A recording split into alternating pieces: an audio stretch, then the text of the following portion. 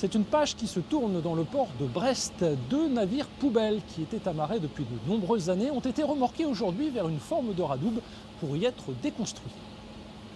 C'est le dernier voyage du Carl et de l'Antigone Z, deux cargos ventouses abandonnés au port de Brest depuis presque une décennie. L'une après l'autre, les coques rouges ont quitté le 5e bassin pour rejoindre la forme de radoub numéro 1. Le commandant du port hésite entre tristesse de voir des bateaux partir à la casse et délivrance d'en être enfin débarrassé. Un soulagement parce qu'on a besoin de postes, on a besoin de place. Le danger qu'ils représentaient, puisqu'ils ne sont pas entretenus depuis plus de 6 voire 7 ans.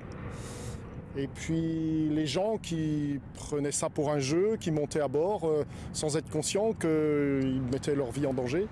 Les deux cargos poubelles de 600 tonnes chacun ont été préalablement dépollués et désamiantés par la société Navaleo qui a remporté l'appel d'offres lancé par la région, malheureuse propriétaire des navires abandonnés par leurs armateurs.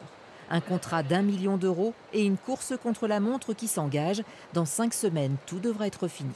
Ce qui va être délicat, c'est la déconstruction en elle-même, de travailler en simultané sur les deux bateaux. Donc il faut que le matériel puisse tenir, les hommes aussi. Voilà. Donc il faut qu'on travaille en sécurité, mais rapidement également. On a une concurrence internationale qui est très rude avec les chantiers asiatiques.